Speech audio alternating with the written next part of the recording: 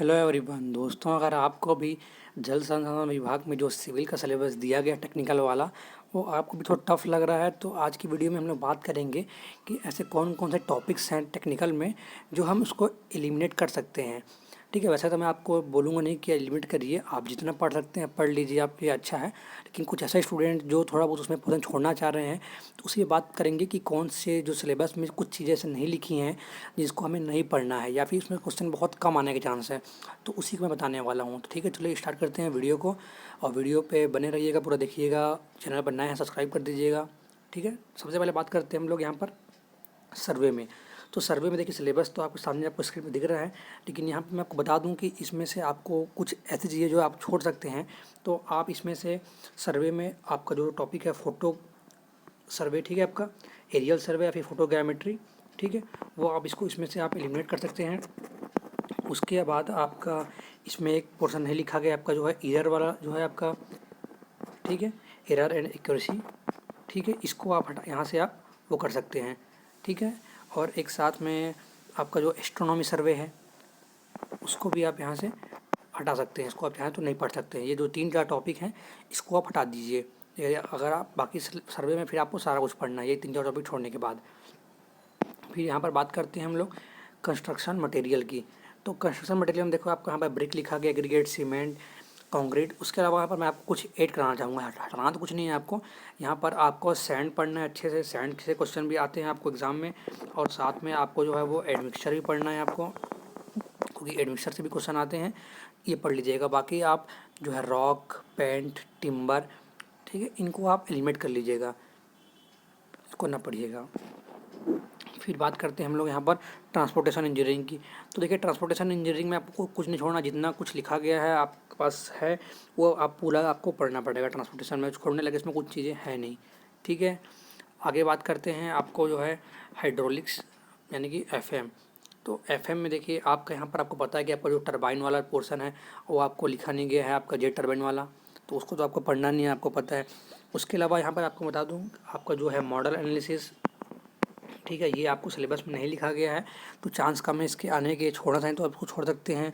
उसके अलावा आपका जो है एक डायमेंशनल एनालिसिस, ठीक है, तो इसको भी आप चाहे तो एलिमिनेट कर सकते हैं। और एक आपका यहाँ पर से आप जो है बाउंड्री लेयर, ठीक है, तो ये जो 3-4 टॉपिक हैं आपके यहाँ से आप इसको हटा सकते हैं एफएम में। बाकी तो फिर आपको सारा कुछ पढ़ना पड़ेगा फिर। उसके बाद बात करते हैं हम लोग जो टेक्निकल इंजीनियरिंग यानी कि आपका सॉइल इंजीनियरिंग। तो देखिए सॉइल इंजीनियरिंग में भी आपको सिलेबस कम लिखा गया है, तो उसके अलावा मैं आपको कुछ यहाँ पर ऐड करा दूँ, आपको यहाँ पर और चीज़ें जो पढ़नी होंगी। यहाँ पे आपको जो है कॉम्पैक्शन, साथ में आपका जो है कंसोलिडेशन, ठीक है, तो आपको ये 2 टॉपिक जो है आपको अच्छे से पढ़ने होंगे, यहाँ पर लिखा नहीं गया है। ठीक है, साथ ही साथ आपको जो है सीपेज पढ़ना पड़ेगा, इसमें से सीपेज तो पता ही है। ठीक है, और यहाँ पर एक चीज़ क्या कर दिया गया है, देखिए आपका जो है फाउंडेशन इंजीनियरिंग सिलेबस में नहीं दिया है, तो फाउंडेशन इंजीनियरिंग को आप जो है छोड़ सकते हैं। लेकिन साथ में आपको ध्यान देना है कि इसका जो है छोटा सा टॉपिक यहाँ पर लिखा गया है, जो आपका बेरिंग कैपेसिटी का जो डेफिनेशन है वहाँ पर का, और प्लेट लोड टेस्ट। तो ये 2 चीज़ें यहाँ पर लिखा गया, तो इनको अच्छे से कर लीजिएगा। बाकी देखिए पढ़ना तो आपको सब है, जो आप पढ़ सकते हैं पढ़ लीजिए। और कुछ लोग जो छोड़ना चाहते हैं, कुछ अगर उसमें से टॉपिक कम करना चाह रहे हैं तो उनके लिए बता रहा हूँ आपको मैं कि जो सिलेबस में नहीं लिखा गया उनको आप छोड़ सकते हैं। फिर देखिए हाइड्रोलॉजी में आपको सारा कुछ पढ़ना है, पूरा चीज़ लिख दिया गया है हाइड्रोलॉजी में, तो उसमें कुछ छोड़ने वाला चीज़ ही नहीं है। साथ में आपका जो है वाटर रिसोर्स इंजीनियरिंग, आपका इरिगेशन वाला जो है चैप्टर है, इसमें भी आपका पूरा चीज़ लिख दिया गया है। यहाँ पर छोड़ने लायक कुछ चीज़ नहीं दिया गया है कि आप कुछ भी चीज़ छोड़ सकें, सारा कुछ लिखा है तो आपको उसमें सारा कुछ पढ़ना है।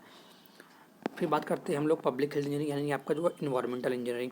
तो देखिए इन्वायरमेंटल इंजीनियरिंग में आप क्या छोड़ सकते हैं वो बता दूं आपको मैं। तो आप यहाँ से जो आपका नॉइज़ पोल्यूशन और आपका जो है एयर पोल्यूशन वाला चैप्टर है वो आप छोड़ सकते हैं। ठीक है, और उसके अलावा यहाँ पर आपका जो है वो सॉलिड वेस्ट मैनेजमेंट, ठीक है, ये आप यहाँ से एलिमिनेट कर सकते हैं। उसके अलावा फिर यहाँ पर आपको सारा कुछ लिख दिया गया है जो पढ़ना है आपको। ठीक है, इसमें आप बाकी आप कुछ छोड़ नहीं सकते हैं आप लोग, बाकी आप पूरा कवर कर लीजिएगा। बात करते हैं यहाँ पर हम लोग स्ट्रक्चरल इंजीनियरिंग की। तो यहाँ पर आपको एक चीज़ ध्यान बहुत अच्छे देना है कि स्ट्रक्चरल इंजीनियरिंग में आपका यहाँ पर जो स्ट्रक्चर वाला पार्ट होता है वो यहाँ पर नहीं दिया गया है, यानी कि आपको जो है आपका जो डिटर्मिनेंसी इंडिटर्मिनेंसी जो रहता है आपका, ठीक है, वो आपको नहीं पढ़ना है। आपका इन्फ्लुएंस लाइन डायग्राम जिसको हम लोग बोलते हैं ILD, ये नहीं पढ़ना है। साथ में आपका जो 2 हिंज 3 हिंज आर्च आपको यहाँ पर लिखा नहीं गया है, तो आप इसको चाहें इसको तो आप एलिमिनेट कर सकते हैं।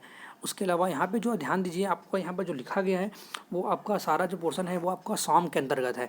तो आपके जो आपका स्ट्रेंथ ऑफ मटेरियल में जो आपका चीज़ें आती हैं, shear force, bending moment diagram, जो भी यहाँ पर लिखा गया है कि cantilever, fix beam, continuous beam, ठीक है, स्लोप एंड डिफ्लेक्शन, तो ये सारा जो आपके स्ट्रेंथ ऑफ मटेरियल के सिलेबस में है उसको आप पढ़िएगा। ठीक है, स्ट्रक्चर वाले सिलेबस के डीप में मत जाइएगा क्योंकि वहाँ से क्वेश्चन शायद ही आएंगे।